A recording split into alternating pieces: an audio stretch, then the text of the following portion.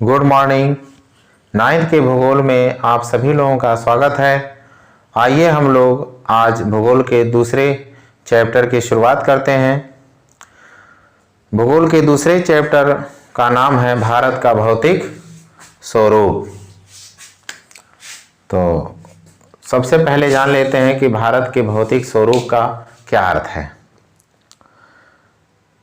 भारत के भौतिक स्वरूप के अंतर्गत हम लोग जो है क्या अध्ययन करते हैं कि भारत की प्राकृतिक बनावट कैसी है, कहाँ पे पर्वत है, पठार है, मैदान है, रेगिस्तान है, इन सब बातों का अध्ययन करते हैं। तो यहाँ पे हम लोग देख लेते हैं। पहले जैसे यहाँ पे देख लीजिए कि ये जो भारत का उत्तरी हिस्सा है, भारत का उत्तरी हिस्सा ये पर्वतीय है, जिसे हिमालय पर्वत कहा जाता है। हिमालय पर्वत के दक्षिण में यानी नीचे हिमालय के समानांतर पूरा का पूरा मैदानी भाग है, यानी इधर पंजाब से लेकर के असम तक के ये सब पूरा इलाका क्या है, मैदानी है।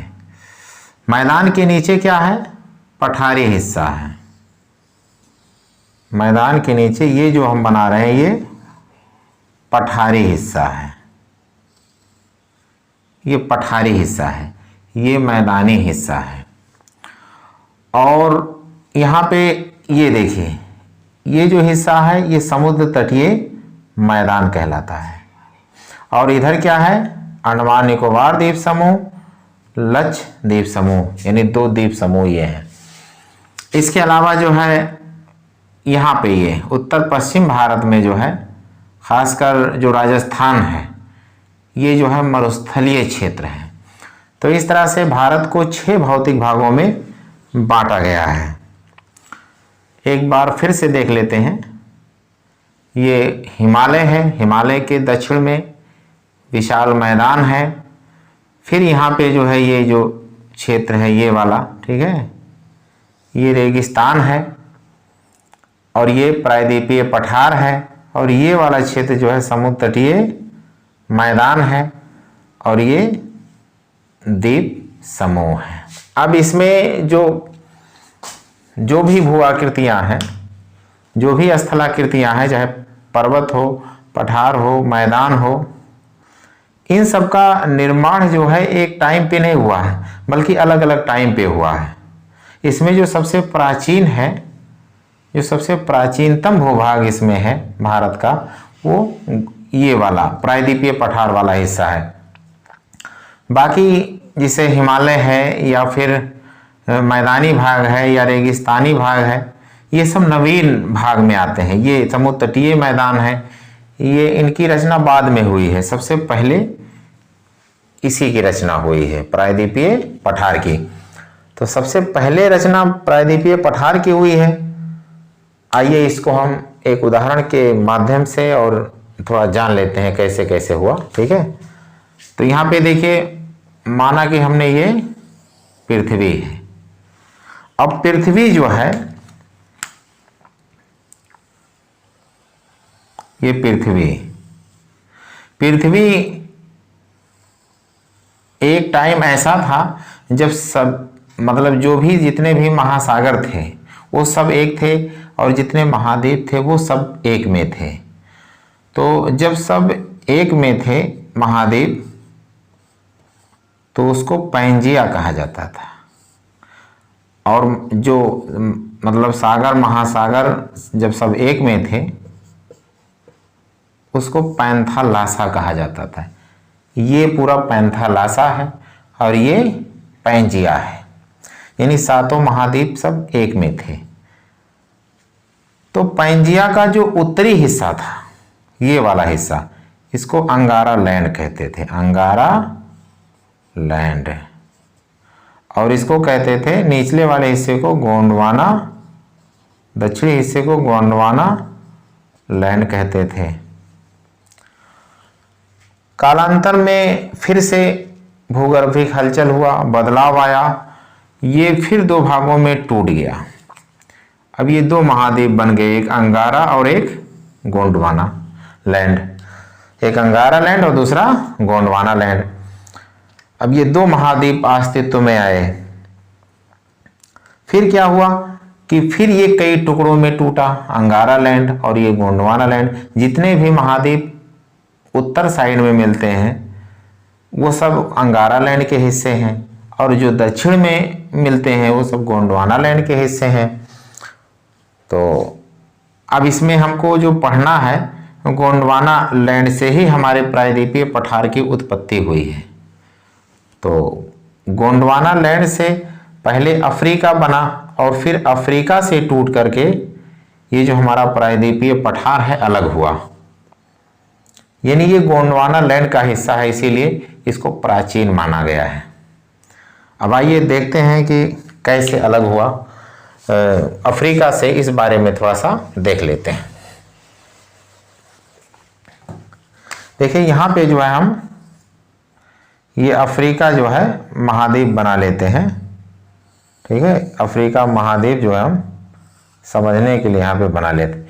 ये छोटा सा एक जो है प्रायद्वीपीय भारत हम बना ले रहे हैं यहाँ पे, प्रायद्वीपीय भारत,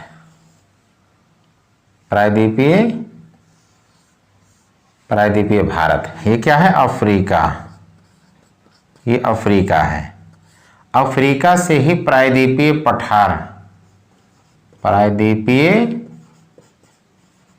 पठार ये टूटकर अलग हुआ।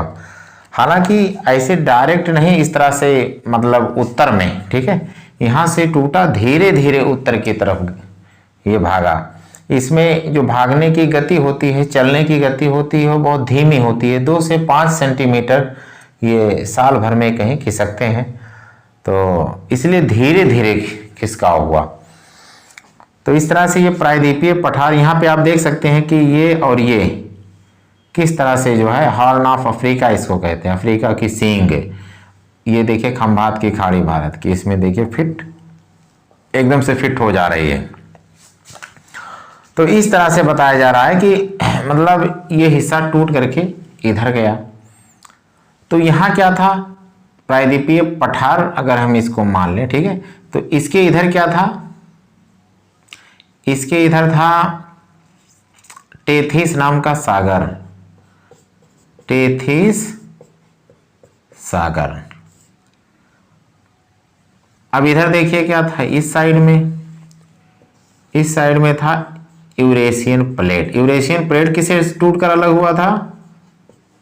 ये अंगारा लैंड का हिस्सा था।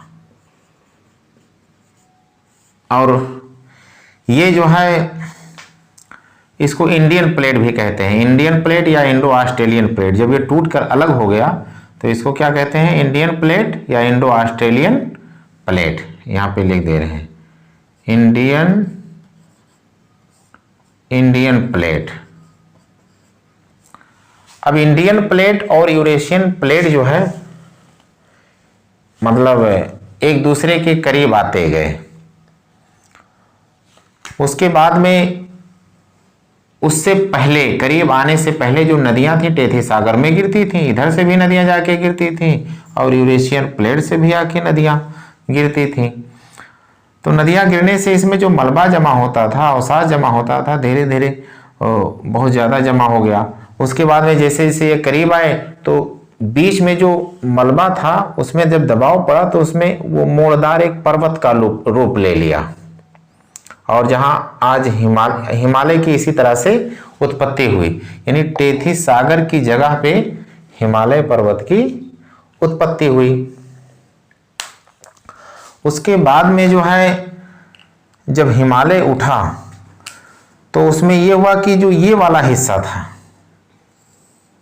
ये मतलब इंडियन प्लेट का जो किनारा था वो यूरेशियन प्लेट के नीचे चला गया। इसको ऐसे जानिए, इसे जब दो प्लेट आमने सामने लड़ी, ठीक है, यूरेशियन प्लेट, इंडियन प्लेट, तो उसमें पर्वत तो बन गया दोनों के दबाव से, लेकिन ये जो भाग था, इसको रख दे रहे हैं, ये वाला, ये बताते हैं किस तरह से इसके नीचे चला गया।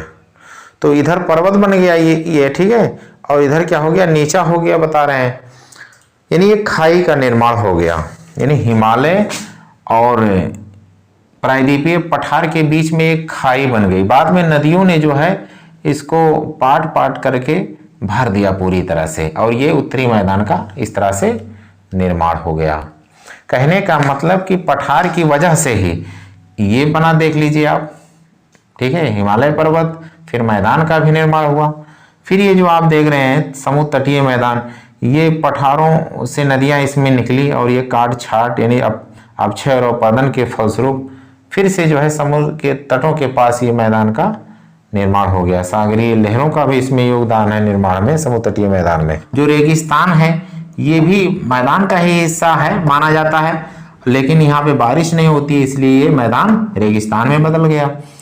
भारत को 6 भौतिक भागों में बांटा गया है, तो हम लोग जो है एक एक भौतिक भाग की चर्चा करेंगे, उसके बारे में जो है विस्तार से पढ़ेंगे। तो सबसे पहला जो भौतिक भाग है उसके बारे में हम चर्चा करेंगे, हिमालय। हिमालय जो है कि अगर शब्द को देखा जाए तो हिम धन आलय, यानी जहां बर्फ का घर हो। हिमालय मतलब क्या होता है? बर्फ का घर। नाम ही से जान पड़ता है कि हिमालय में बहुत ज्यादा बर्फ होगा। अब हिमालय की उत्पत्ति कैसे हुई, ये बात तो आप अभी पढ़ चुके हैं। इसके अतिरिक्त जो है हिमालय कैसी पर्वतमाला है? एक वलित पर्वतमाला है। हिमालय कैसी पर्वतमाला है? एक वलित पर्वतमाला है। पर्वत कई प्रकार से होते हैं, तो हिमालय कैसी पर्वतमाला है? एक वलित पर्वतमाला। वलित को साधारण अर्थ में कह सकते हैं मूलदार पर्वत। जब आप अभी उत्पत्ति के बारे में पढ़ रहे थे तो उसमें आपने क्या पढ़ा था कि एक तरफ इंडियन प्लेट, दूसरी तरफ यूरेशियन प्लेट, और बीच में जो अवसाद जमा होता था, और दोनों प्लेटें जब करीब आईं तो वो जो अवसाद था, जो मलबा था, उसमें दोनों प्लेटों के दबाव से मोड़ पड़ गया, और इस तरह से अवसाद जो है धीरे धीरे उड़ता गया, जो आज हिमालय के रूप में विद्यमान है। तो उसमें मोड़ पड़ गया था, ठीक है, इसीलिए इसको क्या कहा जाता है? मोड़दार पर्वत। ये नवीन पर्वत है, इसकी उम्र जो है अन्य पर्वतों के मुकाबले में बहुत कम है, ठीक है, इसलिए इसको नवीन पर्वतमाला कहा जाता है।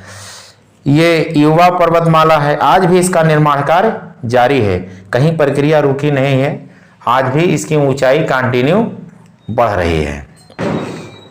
अब आगे देखते हैं कि हिमालय जो है, अगर देखा जाए तो हिमालय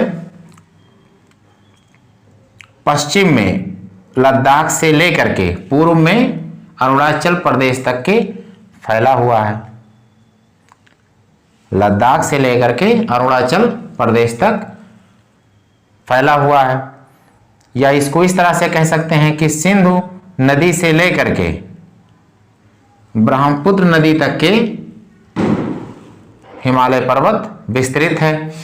या यहाँ से एक सिंधु नदी आती है तिब्बत से, और इस तरह से यहाँ एक गार्ज बनाती है। गार्ज का मतलब यानी नदी बहुत ही सकरी और गहरी घाटी में बहती है, उसी को गार्ज कहते हैं, जिसे सिंधु गार्ज। यहाँ सिंधु नदी कौन सा गार्ज बनाती है? सिंधु गार्ज। तो यहीं से हिमालय पर्वत की शुरुआत मानी जाती है, यानी यहाँ से जो है। और फिर इधर देखिए पूर्व साइड में जो इधर एक नदी है ब्रह्मपुत्र नदी, तो ब्रह्मपुत्र नदी भी यहाँ पे गार्ज का निर्माण करती है, यानी गहरी और सक्रिय घाटी बनाती है। तो ये दोनों की बाउंड्री, दोनों तरफ से बाउंड्री आप मान लीजिए कि पश्चिम में सिंधु नदी और पूर्व में ब्रह्मपुत्र नदी तक के हिमालय पर्वत फैला हुआ है। इसकी लेंथ जो है लगभग 2400 किलोमीटर है। अब अगर आकार की बात की जाए तो इसका आकार जो है अर्धवृत्ताकार है। अर्धवृत्ताकार का अर्थ क्या होता है? देख रहे हैं आप, ये वृत्त की तरह बन रहा है, अर्धवृत्त है ना। वृत्त कैसा होता है? ये होता है, और अगर ये ऊपर वाला हिस्सा इसको मिटा दें, ठीक है, ये ऊपर वाला अगर, तो ये क्या हो गया, अर्धवृत्त हो गया। तो हिमालय का आकार अर्धवृत्ताकार है। हाँ, कुछ किताबों में इसको चापाकार भी लिख सकते हैं, लिखते भी हैं, ठीक है, तो चापाकार भी कह सकते हैं। इसके अलावा इसको बहुत सी किताबें तलवार की तरह लिखती हैं। तो खैर कोई बात नहीं है, अपनी अपनी बात है, ठीक है। तो हिमालय का आकार कैसा है, अर्धवृत्ताकार है। अब अगर देखा जाए कि हिमालय की विशेषता के बारे में कुछ देखी जाए बात, तो हिमालय जो है ये पश्चिमी भाग में ज्यादा चौड़ा है और पूर्व की ओर सकरा होता गया है।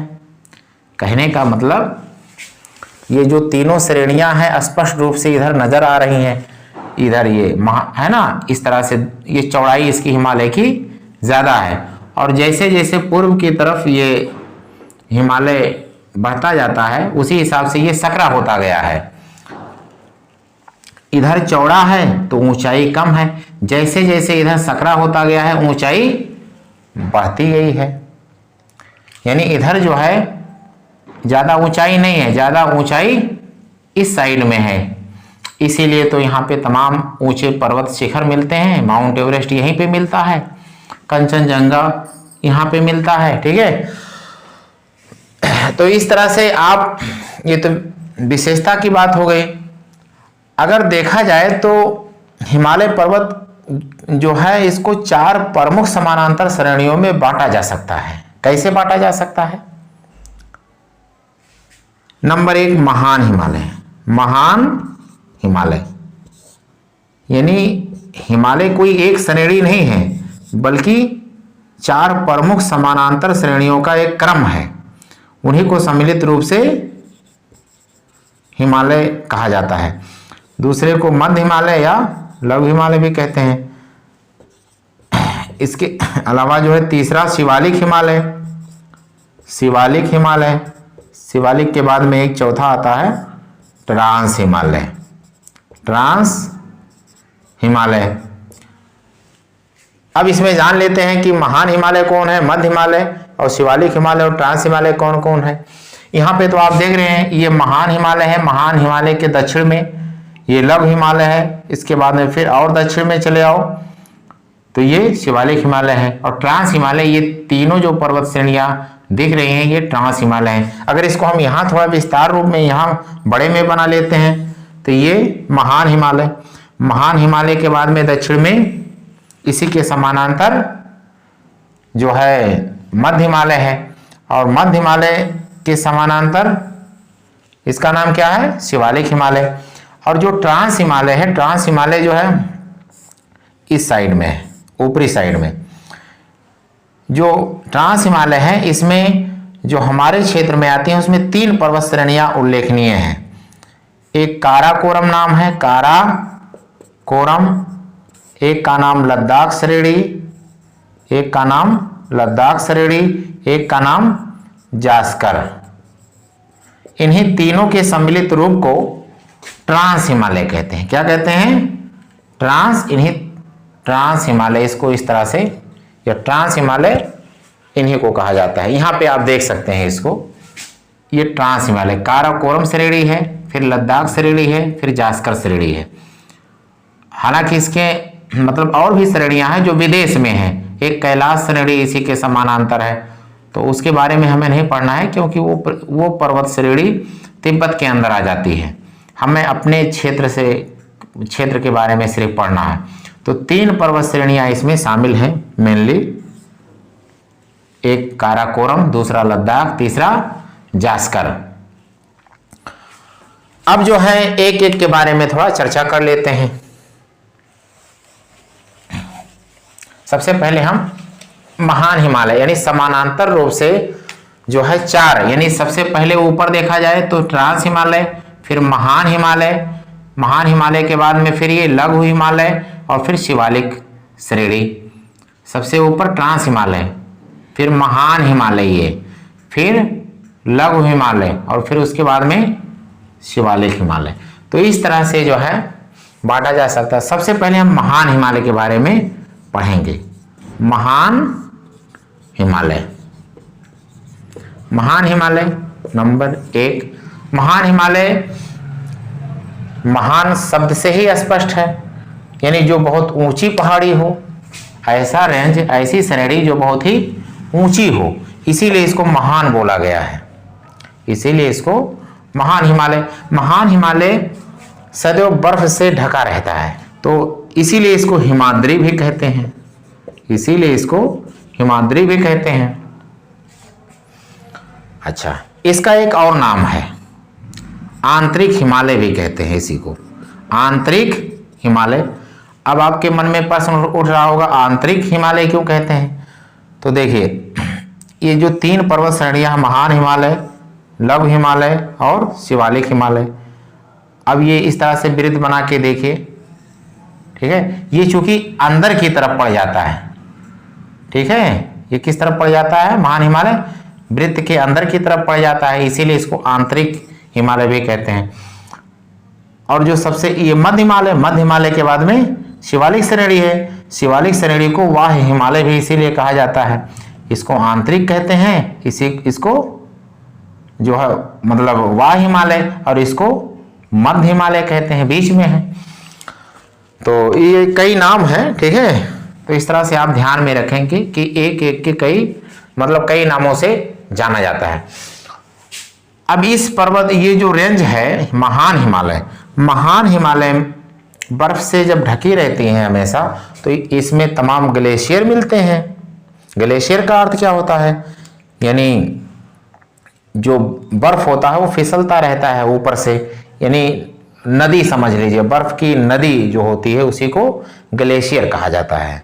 जो बर्फ फिसलते रहते हैं पहाड़ी के ऊंचे भागों से, ठीक है, उसको क्या कहा जाता है? ग्लेशियर कहा जाता है। फिसलते हुए बर्फ को ग्लेशियर बोला जाता है। आगे चल के जब वही जो ग्लेशियर है वही फिर जब नीचे पहुंचता है, जहां तापमान ज़्यादा हो जाता है, तो वो पिघल जाता है और फिर आगे नदी का रूप ले लेता है। तो चूंकि ग्लेशियर इसमें पाए जाते हैं, जब बर्फ है तो ग्लेशियर इसमें बहुत ज़्यादा मिलते हैं। तो कुछ ग्लेशियरों के नाम जो है हमने यहाँ नोट कर दिया, अभी उसके बारे में बता दे रहे हैं अलग से।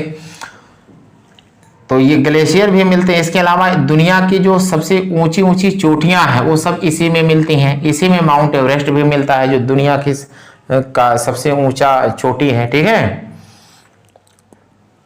तो इस तरह से आप ध्यान में रखेंगे। अच्छा, तो महान हिमालय हो गया। महान हिमालय के बाद में अगर चर्चा की जाए तो दूसरे की चर्चा कर लेते हैं जल्दी जल्दी। महान के बाद में मध्य हिमालय। मध्य हिमालय को लघु हिमालय भी कहते हैं, या निम्न हिमालय, यानी हिमालय से, महान हिमालय से छोटा है ये, यानी इसकी ऊंचाई कम है। और इसको हिमाचल हिमालय भी कहते हैं। तो महान हिमालय के दक्षिण में ये महान हिमालय है, और महान हिमालय के दक्षिण में और उसी के समानांतर ये फैला हुआ है। इसके कई नाम हैं। जैसे अगर ये जम्मू कश्मीर में है, इसको पीर पंजाल कहते हैं। क्या कहते हैं? पीर पंजाल कहते हैं। यही श्रेणी जो है, अगर यहाँ पे है एक श्रेणी, इसको कहते हैं धौलाधर श्रेणी। धौला, हिमाचल प्रदेश में इसको धौलाधर कहते हैं। और इसके अलावा जो है आप देखेंगे यहाँ पे उत्तराखंड में इसको नाग टिब्बा कहते हैं, नाग टिब्बा कहते हैं। इसके अलावा जो महाभारत, इसको नेपाल में कहते हैं, तो इस तरह से ये श्रेणी जो है आगे बढ़ती है, और फिर आगे जाकर के ये मतलब बहुत ही महान हिमालय से बिल्कुल सट जाती है, और है ना, इसके और फिर आगे तक चली जाती है। तो इस तरह से जो है आप देखेंगे कि ये लघु हिमालय है। लघु हिमालय की एक विशेषता ये है जो सबकी, इस पे तमाम, चूंकि इस पे साल भर बर्फ नहीं जमी रहती है, सर्दी में सिर्फ बर्फ रहती है और बाकी दिनों में बर्फ पिघल जाती है। जब बर्फ पिघलती है तो इस पे मुलायम घास उगाते हैं, और जो चरवाहों के लिए बहुत ही अच्छी जगह मानी जाती है ये। और ये पर्यटन स्थल के लिए बड़ा फेमस है। इसी पे जो है जैसे शिमला है, मनाली है, डलहौजी है, रानीखेत है, मसूरी है, ठीक है, ये सारे स्थान जो है इसी पे मिलते हैं। अच्छा, एक बात और ध्यान आप रखेंगे कि जो इसमें घाटियां भी मिलती हैं तमाम, जैसे ये महान हिमालय है, महान हिमालय और मध्य हिमालय के बीच में घाटियां मिलती। घाटी का मतलब क्या होता है? घाटी का मतलब ये होता है कि जैसे ये पर्वत है और ये पर्वत है, ये दोनों भाग, इधर पर्वत और ये भाग नीचा है, ठीक है। तो नीचा जो समतल स्थान होता है दो पहाड़ों के बीच में, उसी को घाटी कहते हैं। तो इस तरह से ये श्रेणी ऊंची है महान हिमालय, और फिर ये श्रेणी, इसके बीच में जो समतल मैदान है, ठीक है, या समतल क्षेत्र है, उसी को घाटी कहते हैं। तो इसी के बीच में कश्मीर घाटी है, कश्मीर घाटी है। इसके अलावा आगे बढ़िए हिमाचल प्रदेश में तो कुल्लू कांगड़ा घाटी है, कुल्लू कांगड़ा घाटी है। इसके अलावा और आगे बढ़िए नेपाल में काठमांडू घाटी है, जो प्रसिद्ध घाटियां हैं, काठमांडू घाटी। इसी प्रकार से और आगे बढ़िए सिक्किम में चुम्बी घाटी है, सिक्किम में चुम्बी घाटी है। तो घाटियां भी तमाम मिलती हैं, ठीक है। फिर आगे बढ़ते हैं। अब मध्य हिमालय के बाद में बात आती है शिवालिक हिमालय की।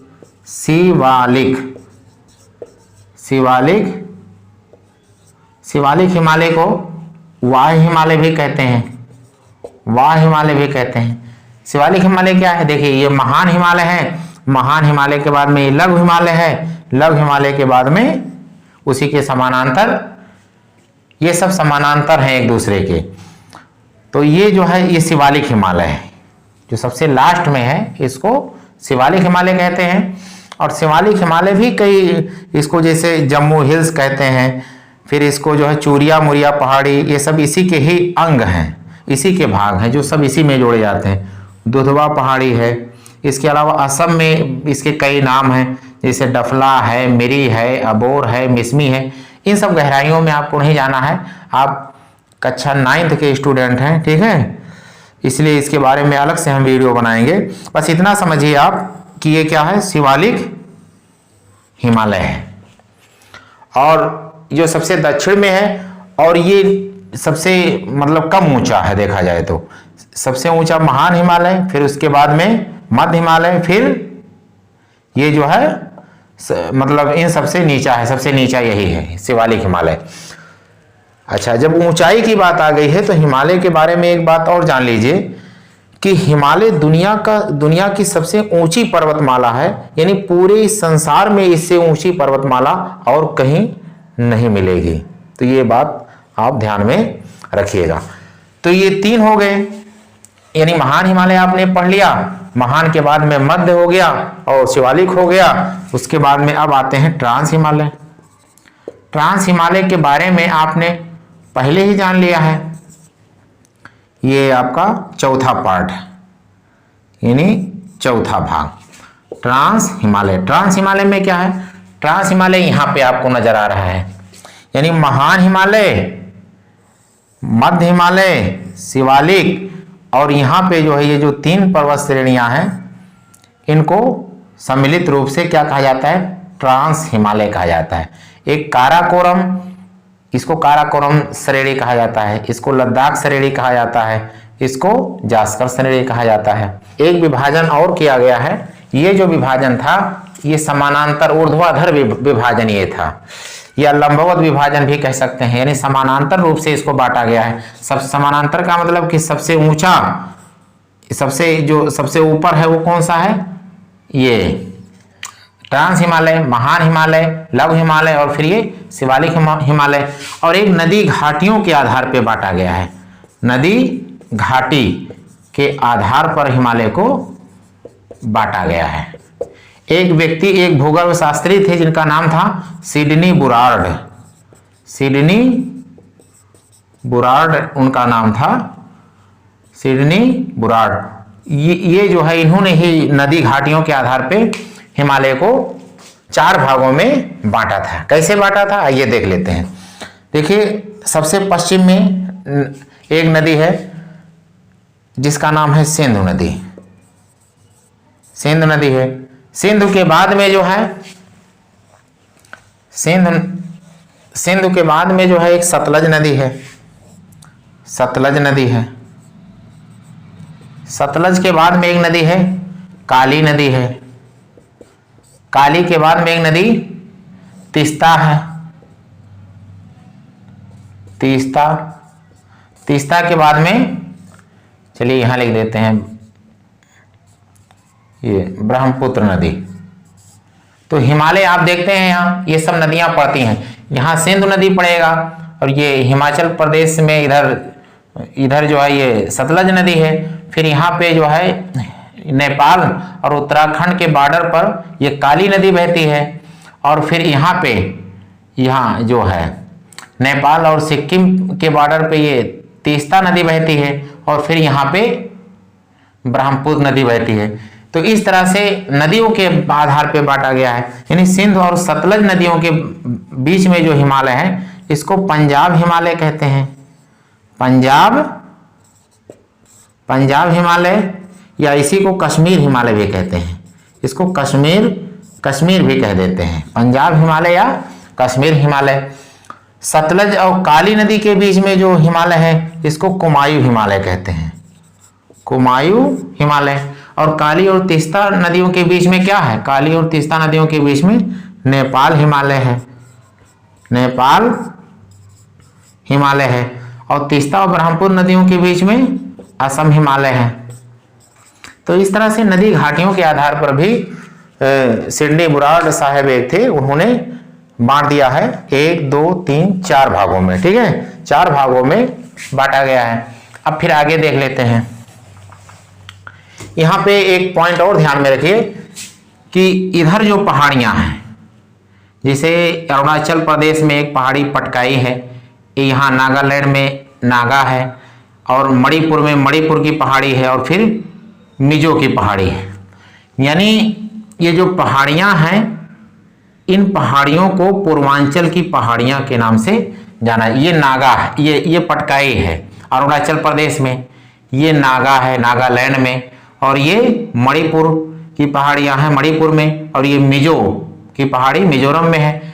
इन सबको क्या कहा जाता है? पूर्वांचल की पहाड़ी। अब पर्वत शिखर में देखिए यहाँ पे इसको बना ले रहे हैं। जैसे ये महान हिमालय है। ठीक है, महान हिमालय पे ही मोस्टली जो पर्वत शिखर हैं यहाँ पे हम देख रहे हैं पर्वत शिखर के बारे में।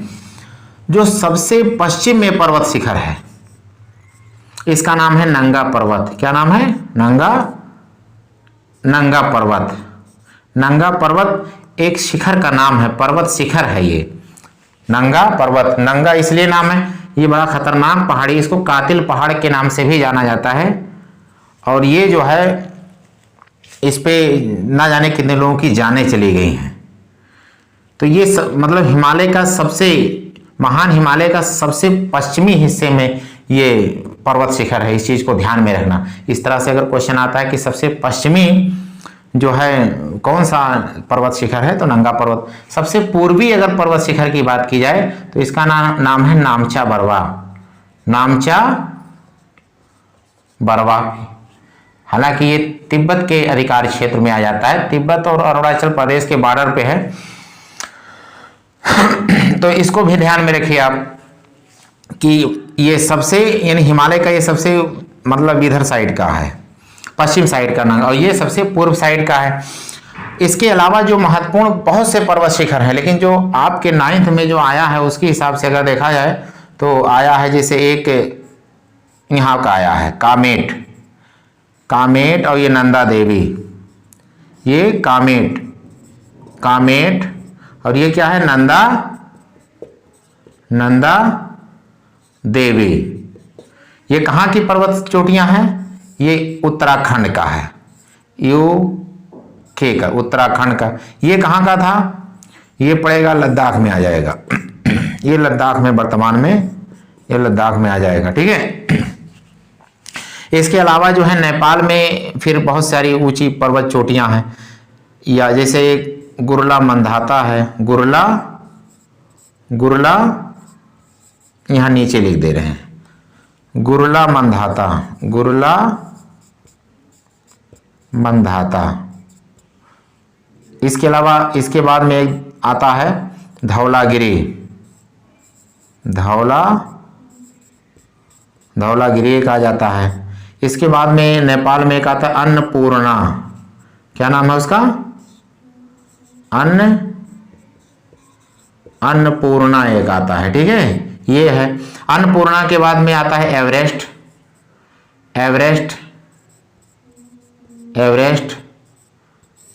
एवरेस्ट के बाद में आता है मकालू,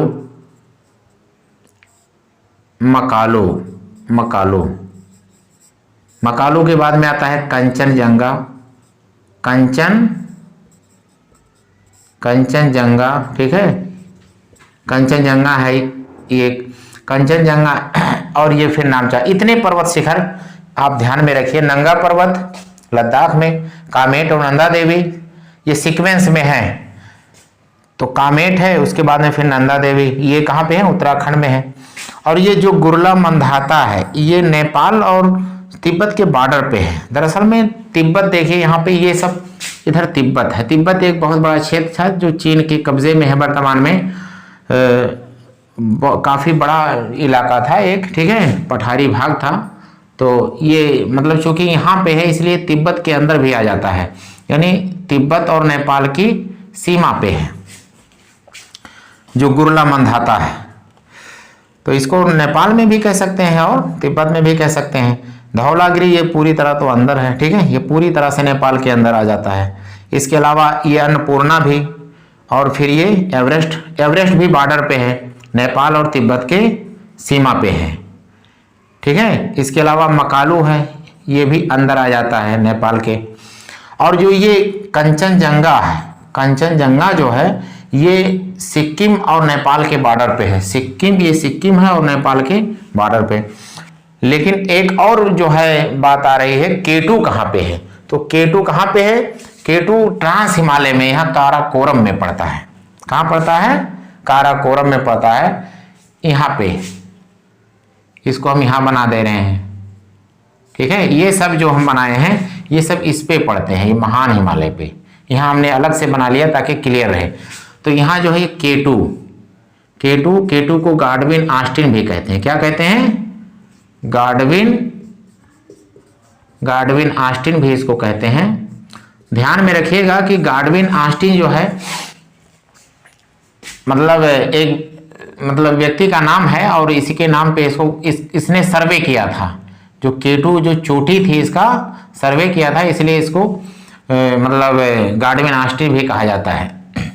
केटू ये जो है क्या है, के मतलब काराकोरम, टू का मतलब दूसरा, यानी दूसरी दुनिया की सबसे ऊंची चोटी है। इस चीज को ध्यान में रखिएगा।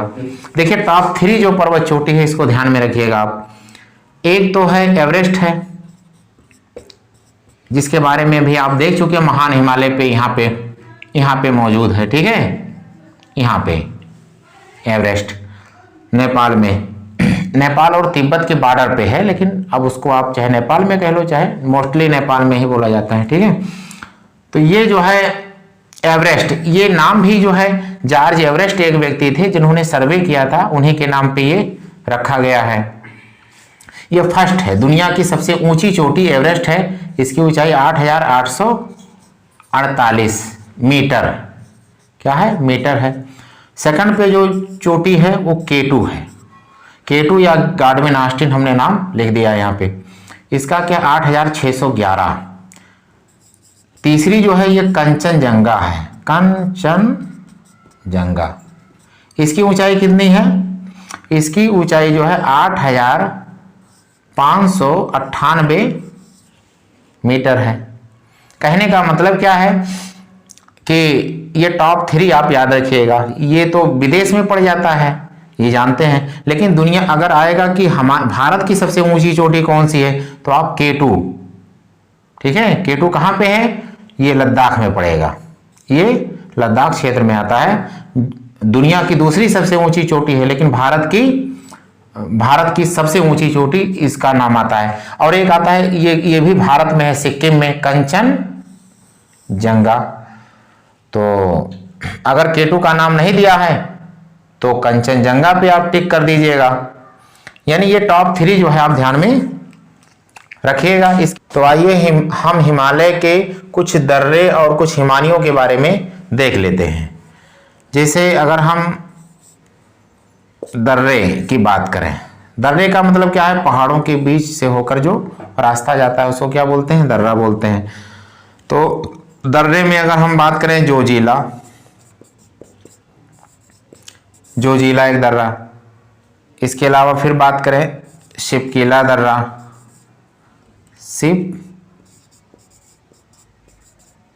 शिपकीला दर्रा है। शिपकीला के बाद में लिपुलेख दर्रा है, लिपुलेख दर्रा है। लिपुलेख के बाद में नाथुला है, नाथुला के बाद में बोमडिला है, बोमडिला दर्रा।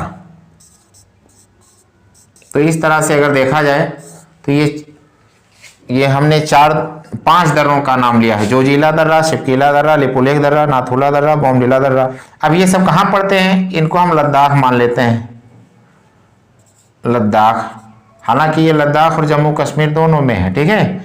मतलब चूंकि श्रीनगर और जो लेह है, यानी लद्दाख की राजधानी और जम्मू कश्मीर की राजधानी को ये जो दर्रा है ये जोड़ता है, ठीक है। तो इसको दोनों में मान सकते हैं। चलिए हम लद्दाख ही लिख देते हैं, ठीक है। लद्दाख एवं जम्मू कश्मीर भी लिख सकते हैं, ठीक है। शिपकीला कहाँ पे है? हिमाचल प्रदेश में है, हिमाचल प्रदेश में है। इसके अलावा लिपुलेख कहाँ है? उत्तराखंड में है, उत्तराखंड में है। इसी तरीके से नाथुला कहाँ है? ये सिक्किम में है, सिक्किम में है। फिर जो है अगर देखा जाए बोमडिला कहाँ है? अरुणाचल प्रदेश में है। यानी एक क्रम से, यानी पहले लद्दाख है, फिर हिमाचल है, फिर उसके बाद में उत्तराखंड है, फिर उत्तराखंड के बाद में सिक्किम है, फिर अरुणाचल प्रदेश। हमने एक सीक्वेंस से जो है 5 दर्रों का नाम लिख दिया है। बहुत से दर्रे हैं लेकिन हमने कुछ दर्रों का नाम लिख दिया है जो आप याद कर लें। इसके अलावा हिमानी है, हिमानी या इसको ग्लेशियर कहते हैं, GLACIER, ग्लेशियर। इसको अंग्रेजी में ग्लेशियर कहते हैं। तो ग्लेशियर को भी हमने एक लद्दाख से ले लिया है, यानी सियाचिन। सियाचिन ये कहाँ पे है? लद्दाख में है। इसी तरीके से हमने लिया है सोना पानी। ये कहाँ पे है? ये भी पड़ेगा, ये हिमाचल प्रदेश में आ जाता है। सोना पानी के बाद में इधर एक लिया है हमने, गंगोत्री लिया है। जो फेमस ग्लेशियर हैं एक एक राज्य का हमने ले लिया है। उत्तराखंड में ये है। सिक्किम में कौन सा ग्लेशियर है? जेमू एक ग्लेशियर है, जेमू ग्लेशियर।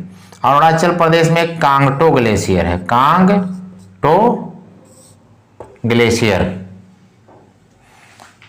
तो इस तरह से जो है आज के वीडियो का हम यहीं पर अंत करते हैं। जय हिंद, जय भारत।